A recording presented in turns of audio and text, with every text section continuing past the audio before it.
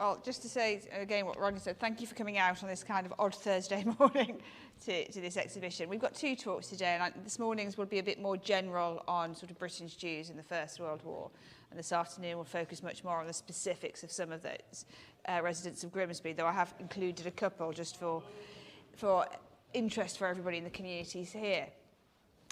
I'm a historian of war and genocide and Anglo-Jewish history. That's what I did, and I've worked on We Were There Too since the very start. I wrote the first HLF application to try and get this going. And I did that because the history of this period is something that I think is fundamental to the development of British society. And the story of all of the First World War is one about British history, European history, but also about histories. It's one of the defining moments of the 20th century that brings some of the diversity of the UK together in a way that we often overlook. So frequently the stories we hear about the First World War seem to be very clear, simple narratives. You know, young men go off to war, get killed, sacrifice, horror, needless waste. But actually the story of the First World War is way more than that. It brings together lots of different ideas. As a historian, the First World War for me is one of the most transformative events of the 20th century. And in many of our experiences, people tended to focus far more on the Second World War. And I did. I started off doing Second World War histories far more because it was in touching distance. My grandparents had lived through it. My grandfathers had served through it. But as a historian, and I was asked to do more work on the First World War, it became far clearer to me why it had a pivotal role in everything else that was rolling out across the 20th century. And so I'm going to tell you a little bit about that with the story of the Jewish community and with a few bits about Grimsby. And I'm going to try and do that in 40 to 45 minutes. So at the end, when people say, you didn't mention, I'm just going to say, there's a whole load of stuff I'm not going to mention. But I'm going to try and tell you what I can in that time period. So take a look at this map. I like to start with this. I'm a historian who likes maps. It makes life a lot easier if you can picture something. You look at this map and it's really familiar to you because it's a map of what? Europe. Look at it properly. What's missing from that map?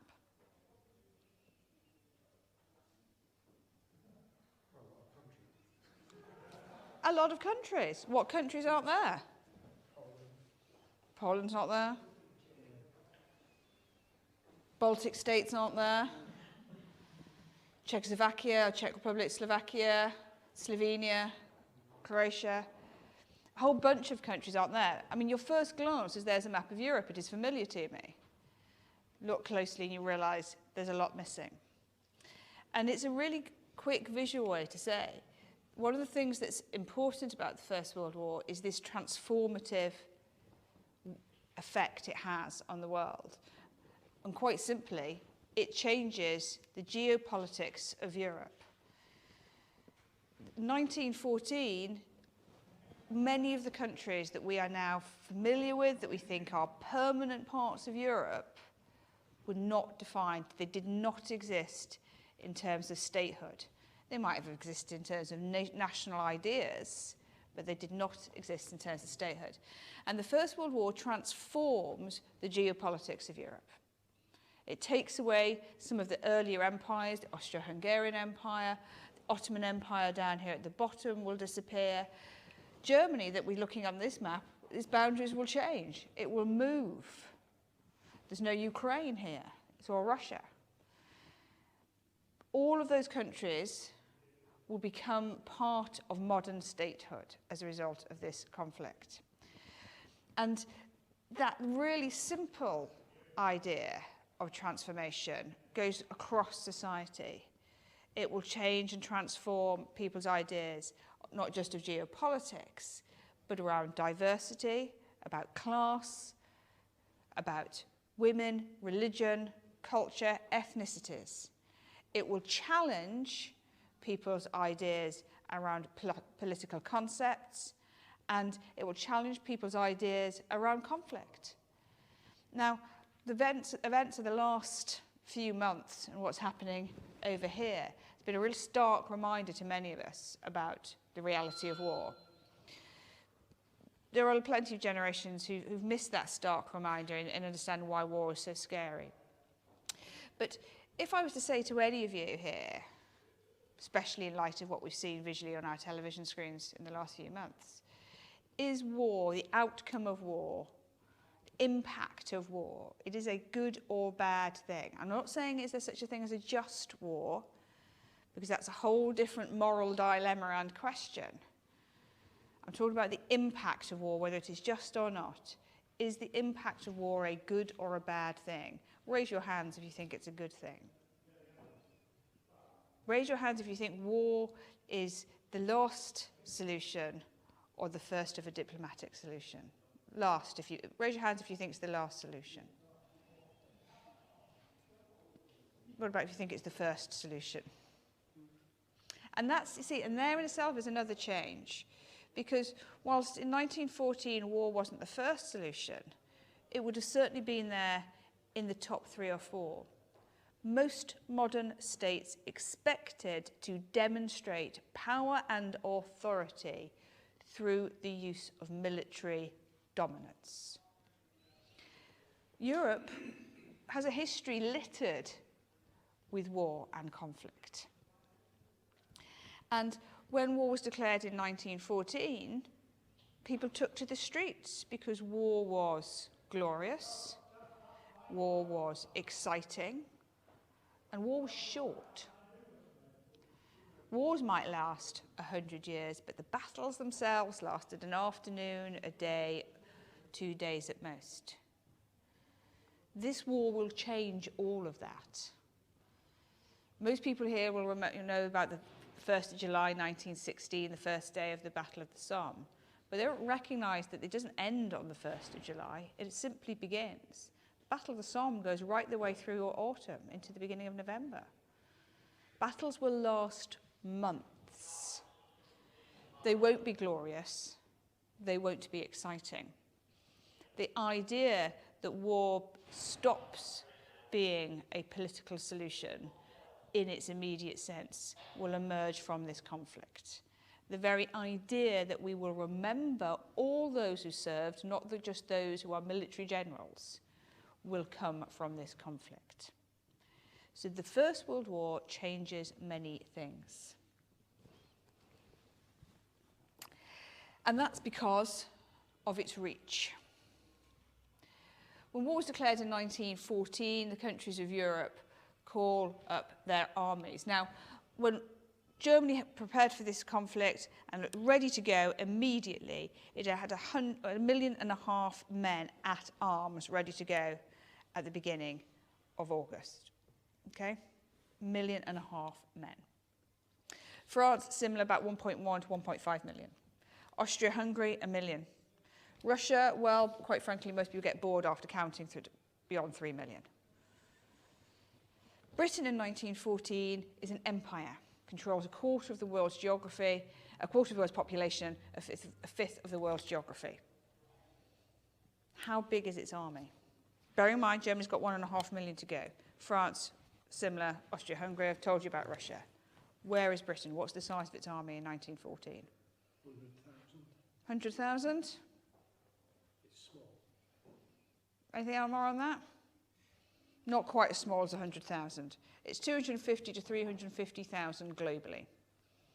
Had the best navy in the world because of that empire, but its army is incredibly small. And in fact, in the summer of 1914, ready to deploy to then the battlefields of the Western Front, it has 80,000 men at arms because the rest are deployed across the world. So Britain's army is incredibly small. It's also, however, somewhat better trained than many of them because it's not a conscript force, it's a professional army. But that kind of didn't matter as much when it starts being a numbers game. When you're up against the size of forces that the others have, you need a bigger army. And so this went up, and these pictures went up, posters went up around the country immediately in August 1914. This chap here, many of you will be familiar with, Lord Kitchener, he was given the simple task, so to speak, that he had to raise 100,000 volunteers by Christmas. Well, he had that by the end of August. By Christmas, he had 1 million. Because war was glorious, war was great, and war was short. But it didn't just go around the posters you've seen.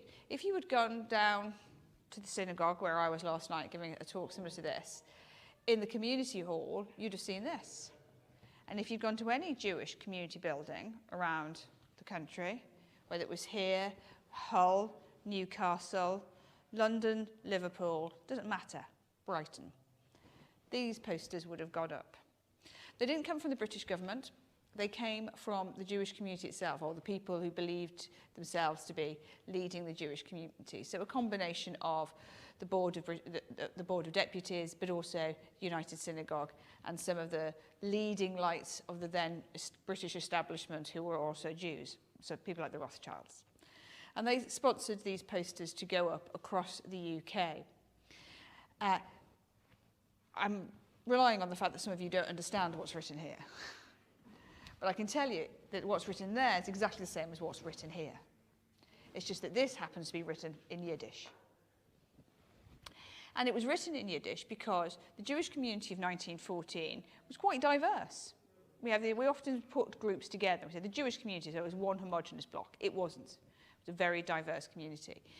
And it was essentially very much split between those who had been coming back to the UK since Cromwell's time, hence the nod here to Oliver Cromwell, and those who had come very immediately, the end of the 19th century, from the 1880s onwards, from Central and Eastern Europe, where there'd been large amounts of violent anti-Semitism against Jewish communities, the pogroms of the East.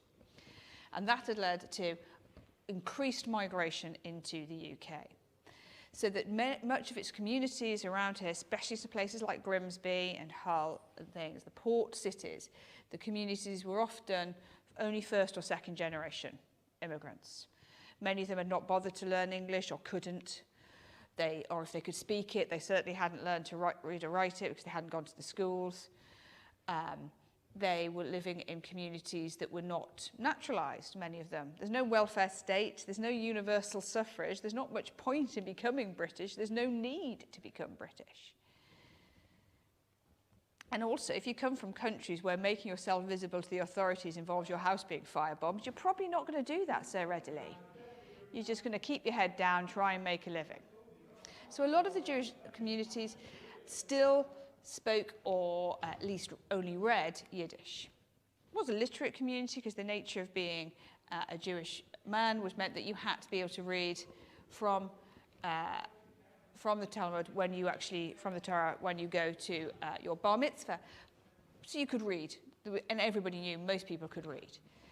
But this was very deliberate from the Jewish community at the top because they believed that what the First World War meant and what this this call to arms would mean was that it was an opportunity, very clearly, it was an opportunity and a duty for the Jewish community of Britain who didn't experience the levels of anti-Semitism that their counterparts were getting in Eastern Europe. I'm not saying there wasn't anti-Semitism because there was, but didn't experience the levels of anti-Semitism elsewhere, that this would be their opportunity to demonstrate that they weren't foreigners, as they were often called in the press, they weren't outsiders. This was their opportunity to demonstrate that they were part of British society. And so the Jewish community was very keen to show that Jews were prepared to fight for Britain. And as you see, join as Jews and be proud of your race. That's quite strong language. Every able-bodied unmarried Jew between 19 and 40 should join the British Army. That's far more forceful than the regular recruitment ones.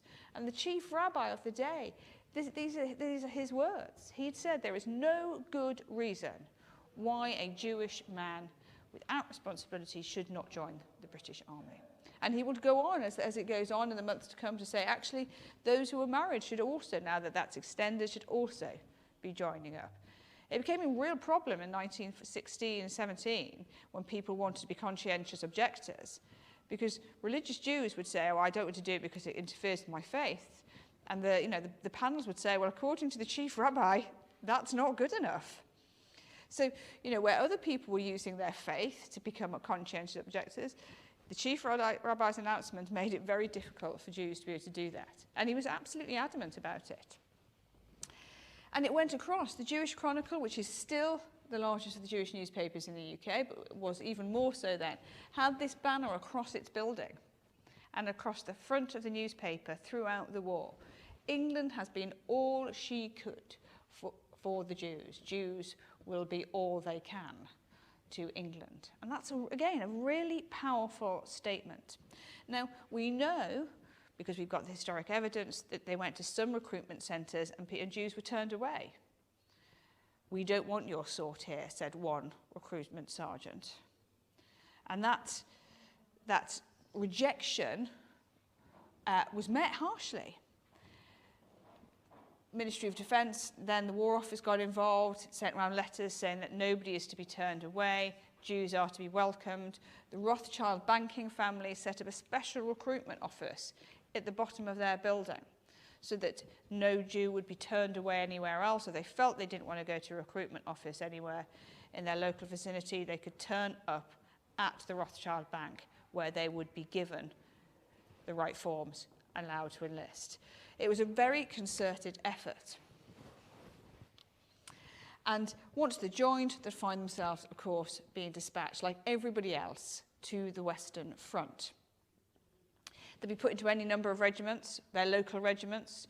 So those volunteering from Grimsby could find themselves in any number of the Lincolnshire regiments, or any of those from the Yorkshire regiments, or like anybody, you join the local regiment, but actually you may well be moved around. My family's from the northeast.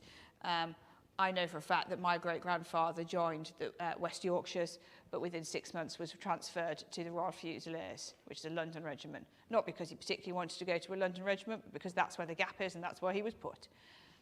Same with everybody else. But let me tell you a little bit about some of the people from Grimsby before we go on. This is, because we are in Grimsby, so let me tell you a little bit about them. This is Israel Goldstone, and you'll have a look at a few of the people around here. And he is typical of the men who join up from around here. Israel Goldstone is a tailor. He's born in Grimsby, he lived in Marketplace, and then he went to live on the Cleethorpes Road. And when you've had a look around, you know the Cleethorpes Road is basically the Jewish area of Grimsby.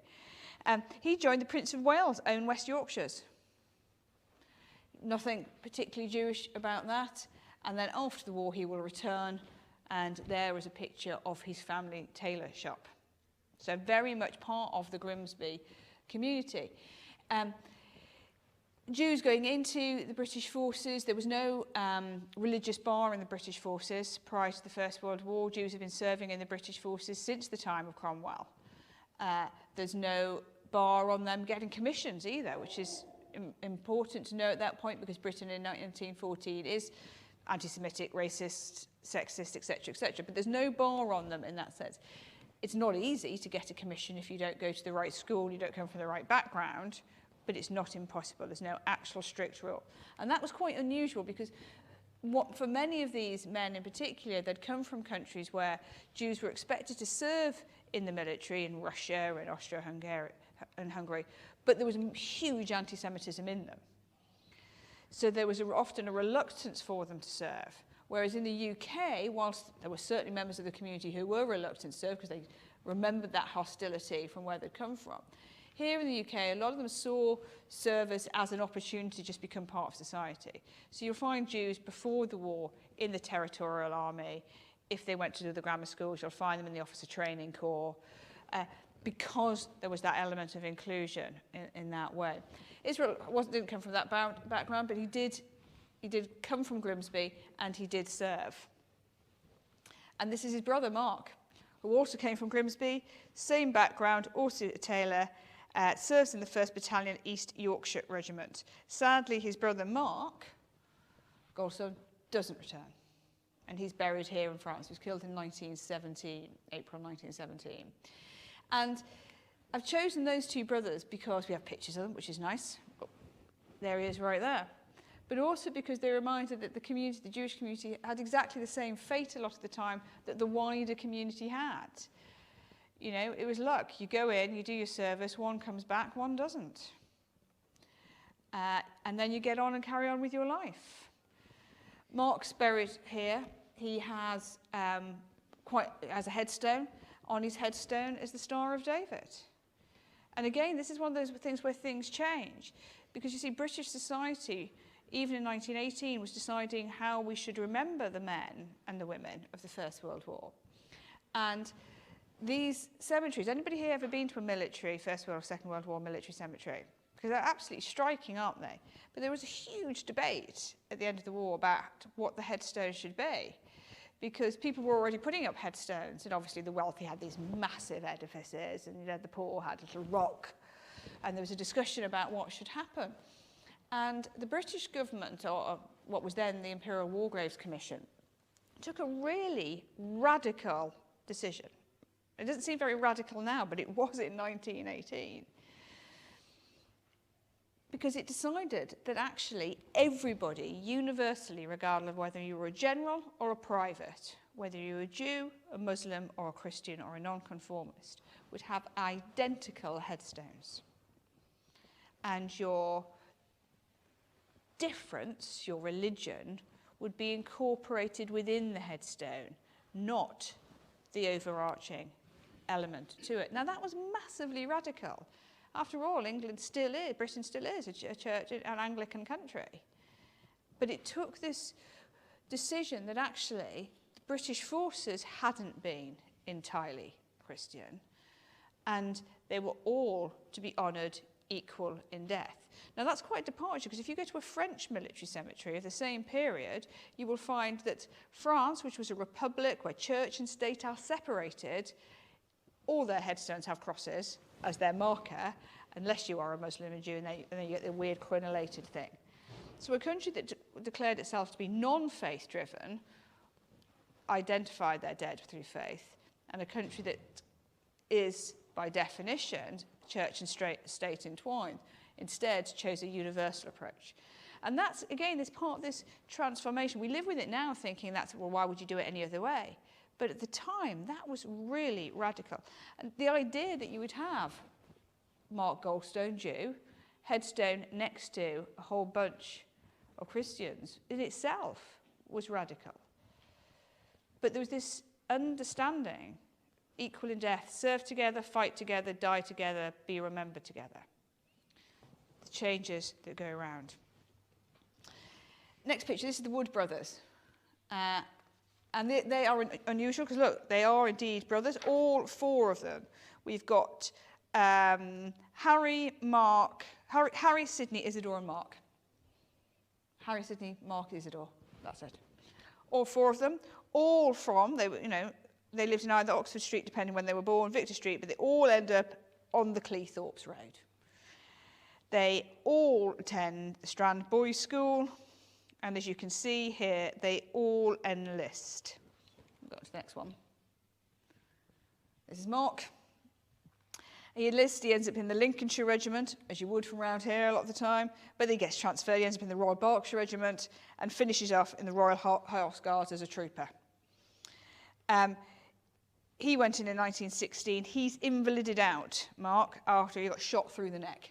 Survives, kept the bullet apparently for the rest of his life in a little silk purse to prove his survival. Very lucky family, all four will return. Very lucky. But again, this is how the war changes things. You see, he lives in a Jewish area of Grimsby, and unlike the Goldstones, who come get a job as tailors, very transient. People sometimes wonder, why did Jews end up being, why are they in the schmutter trade, the cloth trade? Why are they tailors? It's transferable. You can be anywhere and sew a piece of cloth. And that's it a lot of the time. It's about what can you move around and still do? What doesn't tie you to an area? But the Wood family do something quite radical, which is that and it tells us something about society at the time and living in Grimsby, because after the war, they buy an old German gunboat. Apparently, there's a few of them kicking around. Weren't much use to them after the war. And this is what they do. So, Harry and Sidney become trawlermen with the gunboat. Isidore and Mark become the fishmongers. They don't just become a part of Grimsby, they take on the trade of what was then Grimsby. They become part of that wider community. Trawlermen, fishmongers. What that demonstrates is why part of the reason why this war is so important to Britain, because communities who'd felt on the outside now become a part of it. I mean, if you've served together, you can live and work together. I can tell you for a fact that because I used to work pre-COVID a lot of the time in bits of the early stages of military training, and I used to be involved with the battlefield training element. And all the servicemen and women I've ever met, they said, you know, when they go into conflict, they go to combat, nobody's in combat for Queen and country in the middle of the battle. That's not what you're thinking of. What you're thinking of, has the person stood next to me got my back? Have I got theirs? And that's what mass service did. So if 80,000 men, and they were only men, were deployed in the summer of 1914, over the course of the First World War, 6 million men will serve in the British Army alone. And those men will come from across Britain and the British Empire. This is Jack White. Jack White was born in Manchester, but he was born in Manchester as Jack Weiss. He moved, his family he was born in Leeds, moved to Manchester. Manchester is very much considered a Manchester lad, even though he was born in Leeds, but the family moved there. When war was declared, he was working in the family business, clothing, and he enlists. His father died just after he enlisted, actually, so he wasn't deployed straight away. Then he deployed straight after he's done the funeral and everything, and off he goes. Jack White, as he now is not especially a remarkable man to begin with, apart from when he wins or is awarded the Victoria Cross. And after the war, he will survive. He goes back to Manchester, carries on with the family business. But what Jack White's VC reminds us of is the fact that actually, again, the idea that during the First World War, there is this acceptance of different types of peoples. There will be 5 Jews will get the Victoria Cross in the First World War. Now, 6 million men will serve in the British Army alone from across Britain and the Empire. The British Jewish population of Britain and the Empire is roughly 350,000. That's across the Empire, not just the UK, roughly. We can prove that 41,000 Jewish men served. That's a huge proportion of that number when you start reducing down the age range, physical ability. So the Jewish community more than matches the request to arms. But they're not alone. They're not the only community who are going to stand out. Across the Empire and the Commonwealth, men and then later women will be required to do their bit in a number of ways. And so the Empire and Commonwealth are called to arms. So Jews will serve in the British uniform, but they'll also serve in the Australian forces, the Canadian forces, the Caribbean forces. Wherever they are, they will step up. And they will be part of those communities. Next one. But they'll also encounter, as each other will encounter different ones. And this is part of the transformation. You see, people who had never encountered each other will meet as a result of this conflict. These are part of the British Indian forces. And in 1914, when war was declared, of those 250 to 350,000 men in the British Army, 100 to 150,000 of them were British Indian forces. And there was a decision taken in the summer of 1914 about capabilities. And the purpose of the British Indian forces is to control British India. But they are all professionally trained soldiers. So because Britain at that point knew that even with this massive recruitment and this massive call to arms that happened in 1914, people would still require training, they needed their professional soldiers straight away. Don't have this idea that you enlisted on a Saturday and by Monday you're on the Western Front. That doesn't happen. Everybody, unless they are on a labour corps, therefore they're non-combatants. If you are a combatant, you will have training. But in 1914, while you're training these people, and it will take 3 months to train them, you want your professional forces. So the British Indian forces were withdrawn from India and transported to the Western Front. And this is them arriving in Marseille. This is the people of France cheering them as they arrive. I mean, it looks quite impressive, and it was quite impressive. You know, to get these men from British India, and they came from across British India, what was now we would consider to be India, modern Pakistan, Bangladesh, Burma and Nepal, was a big endeavour. Took huge amounts of ships, extra blessings, catering corps, everything. And they came to serve. And this chap is one of those who came with them. And again, it's one of those things where the First World War changes and challenges things, because you see, this man is quite impressive. We only have about 2 pictures of him. He's always in his dress uniform. And look at him, you know, what nationality is he? He is British. From the picture, any idea on his religion? Sikh. This is Frank de Pass. He's born in Kensington, London, and he's a nice Jewish boy. Now, Frank de Pass came from a very established British Jewish family. He went to the right schools because his family were wealthy, not like the Goldstones. His family had been here for quite some time, and he'd gone to the right schools. And part of his future career involved joining the British forces. So long before the First World War, in 1909, he got his commission. But Britain is prejudiced, it's racist, it's sexist, etc., it's classist.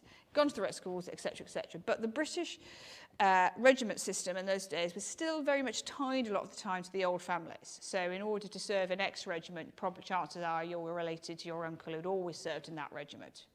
So it was quite hard to break into some of the regiments. You get the commission, but where do you go from there?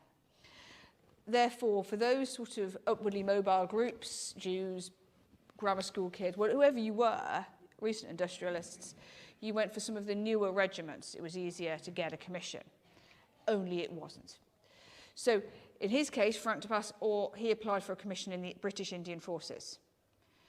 It was easier in that sense. It was much harder in the other, because this is the contradiction of British society. You can only be an officer in a British Indian regiment if you are white British. I mean, pretty racist to the fact that you're then bringing up. But in a massive contradiction, in order to be an officer in a British Indian regiment, you must speak at least 2 of the local languages, because you can only command if you can communicate directly with your men.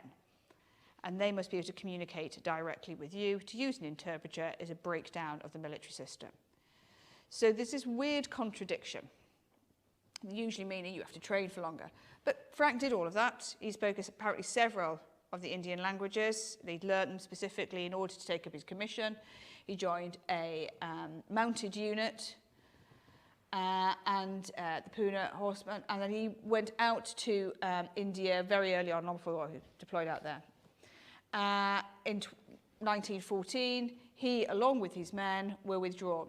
He's wearing the turban because every man in the Indian forces wore a turban as part of their dress uniform, regardless of their faith or background. And this is the only images we have of Frank, are him wearing his dress. But he encapsulates, for me, the First World War. British, Jewish, Indian forces. What a lovely mixture. Sadly for Frank, he is one of the first men being deployed out on that Western Front in October. He is a junior officer, he's a lieutenant, and being anything from a second lieutenant through to a captain is not great odds, because your job is to lead from the front, literally lead from the front. And so he took his men into an attack in November in France. He was very, very heroic. A lot of his men were injured. He is known to have gone back out into the ground to rescue those. And whilst his second attempt to go back out and withdraw some of the injured, he himself is injured. And he dies the next day as a result of his wounds. This is November 1914. As a result of his bravery, he is the first Jewish man to be given the Victoria Cross. He's also the first officer in an Indian regiment to receive the Victoria Cross. What a combination of those different strands. Of course, it's not just men. This is the story of change, it's a stage of challenge. The First World War will challenge people's racial prejudices. It won't change overnight, I'm going to tell you clear, but the likes of his actions, the like of his men actions, of Frank's actions will mean that in 1917 they will change the rules. And from 1917 there will be a percentage quota of Indian men who are allowed to take on a commission. We'll see the first black British officers commissioned in 1917. Because when you're fighting alongside people, you want people who have your back. You don't stop and ask what religion or colour they are. And so in a need when they needed more people to volunteer, there was a recognition that actually what you needed were good people. And that forced change changed parts of British society. I'm not saying they were always happy about it, but it did. And once you've opened that door, you can't close it again. And the same would go for this group. Of course, in 1914, when the men go off to war, those men's roles need to be replaced. Now, ladies, we know that women have always worked. This idea that suddenly women going to the workplace is ridiculous. Women have always worked. And if they don't go out to work, they work at home. But what the First World War did is it changed the opportunities within the workplace for many women and enabled them to take jobs, or forced them even to take jobs they otherwise weren't able to have. So in 1914, women already worked in the armaments factories. About 90,000 to 100,000 of them already worked in armaments factories. But they had unskilled menial jobs. By 1918, 950,000 women will work in armaments factories. And they will do everything from the menial to the highly skilled. The vast majority of weapons used by Britain, certainly on the Western Front, are made by women. There would have been no military machine without their contribution. And those women come from every background and every community. And again, that bringing together of different people who perhaps otherwise wouldn't have worked in the same factories, who wouldn't have stood shoulder to shoulder doing rubbish jobs for long shifts in dangerous conditions, forced an interaction amongst different groups. Working class women will work with middle class women, especially in places like this. We think of the Land Army now with the Second World War, but it was just important in the First World War. You know, people still needed, right? In fact, the very fact that rationing is introduced at the start of the Second World War is as a result of the fact of the food shortages from the First. A lot of things that we see from the Second World War, why they're responded to from the start, is from learning the lessons and the failures of the First. Because the people who are in charge in 1938 had been younger men and women who had been not quite enough in charge in the earlier period. So, you know, when it comes to the women's services, there is a real change in things. You know, all of those military units, I'll come to that quickly in a minute. Go on. In 1914, women had campaigned to join the British military. The suffragists of that period had said, you know, we should be, if this is an all-out war, we should be there. They were laughed at by the politicians. The only good job for women is as nurses. And of course, by 1917-18, they were desperate for more and more women to volunteer as nurses. This is Emily Hartman. She's from Sheffield, so not that far away. She joined up in the start of 1918, following some of her family who had also enlisted as some of the men. She became a VAD nurse, so a voluntary aid detachment nurse, made popular by the Vera Britons of this world. So not previously trained necessarily in nursing, but people who could do the basic nursing duties. And hard work, because as a VAD, you're not just the nurse, you're the cleaner, you're the sympathiser, you're the letter writer, you're the hand holder. Tough job. And she was deployed to a military hospital in Manchester and then sent down to a hospital in London. And she was in London in autumn 1918, just as lots of the men had been sent home in the summer with their injuries. But what they'd brought with them with their injuries had been something that we now know. You know, when I spoke about this 3 or 4 years ago, people would say, God, how did that happen? Now, where we are today, they brought home Spanish flu. Because of her work in the hospital, the proximity she was to these injured men, she caught flu. And as a result of the flu, she got pneumonia and died. Emily Hartman died as a result of her service in the First World War. This is the war that lists women as casualties, but not casualties as civilians, but as casualties who are doing a military duty. On the right, and we've got some pictures of this woman around at various points because she's pretty impressive. This is a woman called Florence Oppenheimer. This is one of the hospitals that was established. All these nurses with their crosses on are Jewish because, of course, there's no welfare state, there's no NHS. So once you came out of the military hospitals, you needed the respite care, needed private donations. So lots of hospitals were set up to sort of deal with these. They were run with a sort of military command. So you'll often see a officer. This was one of the ones that was established through Jewish donation in London, but it also had a ward for non-Jews if you wanted to go there, and likewise lots of the non-Jewish ones had wards for different people. All volunteers, female volunteers from the Jewish community, all working long shifts, most of which would not get paid. Florence is slightly different. She was one of those people who, before the war, had already trained to be a nurse. She did a 3 years training. That was you could only really do that if you came from wealth, because it involved the big teaching hospitals. Not huge wealth. I mean, it was a big job for sort of good, solid working class girls and middle class women. Those who would have become governesses or went into nursing, because you had to do 3 years training in the teaching hospitals. She did that and became a member of the Queen's Alexandria Imperial Military Nursing Service. Which were considered at that point the elite nursing service of the military. They'd been established at the start of the 20th century, very important. You could only join the Quins if you were single, already had your 3 years, if you were a woman of good character,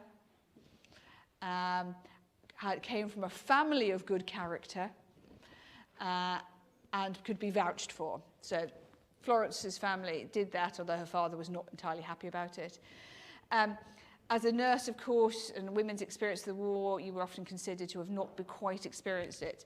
In 1915, she found herself on a ship heading into the Mediterranean and was based on a hospital ship just off the Dardanelles. Therefore, she saw and was part of all those battles in Gallipoli. She was working 12, 16-hour shifts on a hospital boat as the men were being brought in. They had nurses going down all the time with various dysentery and other things, just as the men were. You had to work through your shift and the next person's shift. You had to deal everything. She saw it all. We've got her diaries. Any idea that women didn't see the real harshness of battle is ridiculous. They not only saw it, they wrote about it, and they were told that their experience of it wasn't as important as everybody else's. After the war, she will go on, and she will not just become, she'll be forgotten as a nurse, because what she'll become after the war, she gets married to a chap called Leon Greenman, family finally get there the right way, and Florence Greenberg, and she will become a cookery writer for the Jewish Chronicle, and she'll have lots of books published about the art of Jewish cooking. So I always say to anybody who's got a Jewish family, go look on their shelves, go and look on Grandma's shelf. There'll be an art of Jewish cooking there by Florence Greenberg. You own a book by a war heroine, you just don't know it, because she doesn't stop serving as a nurse until 1919. She serves the entire way through. But she was she was not the only change. Women weren't just in the front line now as nurses. The First World War will challenge ideas of who was required. In 1917, the Army and the Navy will both establish women's auxiliary units. They need more people doing jobs. And the RAF will even go so crazy that it'll allow female technical support. When the RAF is created in 1918, it is the first military unit in the modern world, to be created with a women's wing at its inception. And here they are. And this is part of this radical change. The start of the First World War, air power was in its infancy. The Royal Flying Corps and the Royal Naval Air Service, between them, have under 100 aircraft. By the end of 1918, they'll have 20,000 and a whole new military organisation to oversee that capability. Now, these women's roles will take women from all the different parts of UK society: Christian, Jewish, nonconformist, educated, skilled, menial. Again, there'll be this pulling together, this change. And whilst many of those women will be thrown to one side, and they will in 1919, All of those military organisations that have women in them will close them. Women will be actively told that your job is now that you've done for the last 4 years that was essential, you're now out in your ear because the men are coming home. All that will change for them. But a bit like the opening up of commissions to people of colour, you can't change the memory of it. And once that door's open a bit, you can't close it. And so it's these women and men from different backgrounds that start making British society, opening it up, making it more diverse. You see, in 1938, when war's still not quite there, but there's a very good chance of it, all three of those military organisations, the Army, the Navy and the RAF, will once more set up women's auxiliary units. Because the men who were in charge in 1938 had been not quite in charge in 1918, and they knew that if war came, it involves all of society, and they're not being caught on the hop again. So that change, that diversity, all opens up. And for the Jewish community, it has this other thing as well. You see, from the communities that they had fled in Central and Eastern Europe, a lot of the time they'd served in those military organisations because they'd been required to through conscription. But actually, it had not been a comfortable service. It had been conscription. And what the First World War did was it enabled some of those men from those countries to choose. I mean, we have conscription in 1916. But what happens is there is a greater understanding of what you want from people who serve, and what you want them to do is to do their best. In 1915, there were whole groups of Jewish refugees in Egypt, and Britain created an organisation called the Zion Mule Corps. Now, that was quite important because these refugees in Egypt, some of whom were Egyptian Jews, but others had been living in what was then Palestine, now Israel, and they had gone as migrants fleeing Russia to Israel. And when the Ottoman Empire had entered the war in November 1914, it had turned on anybody who was considered a threat. And these guys had Russian citizenship. Now, strictly speaking, as Russians, they should have returned from Egypt to Russia. They weren't that keen on doing that. I mean, they left Russia for a very good reason. And after serious lobbying, the British forces created the Zion Mule Corps. It couldn't allow them to be combatants because they didn't have British citizenship, but it created the Zion Mule Corps. And this was quite important because the Zion Mule Corps was the first time there was a Jewish volunteer force, entirely Jewish, volunteer force for 2,000 years. And they're in British uniform. We should be celebrating that. Men of the Zion Mule Corps will go on to form another Jewish regiment within the British forces, which is the Royal Fusiliers 39th, 40th and 41st and 42nd Battalions. Organisations that the British Army created specifically so that those Jews who came from overseas who felt that they might be persecuted could still fight, but fight together. That was radical, really radical. 2 of the future Prime Ministers of the State of Israel will serve first in British uniform, not in Israeli one, through the First World War. That's got to be something that's important to our history and our communities, surely, irrespective of what backgrounds we come from. The First World War changed people, it challenged people, it transforms Europe. I'm not saying it's a great thing. Nearly 1 million men will lose their lives. My great-grandfather was one of them. I'm not saying it was glorious. What I'm saying is, let's remember it in its diversity, in its richness, and in the fact that as a society, it brought us together in a way that perhaps we don't acknowledge to its strength, and enabled us to continue to go on through the 20th century with a robustness that we may not have had, and certainly other European countries were not able to garner. I hope you've learned something this morning. I hope you've found a bit more about the people of Grimsby, and thank you for coming.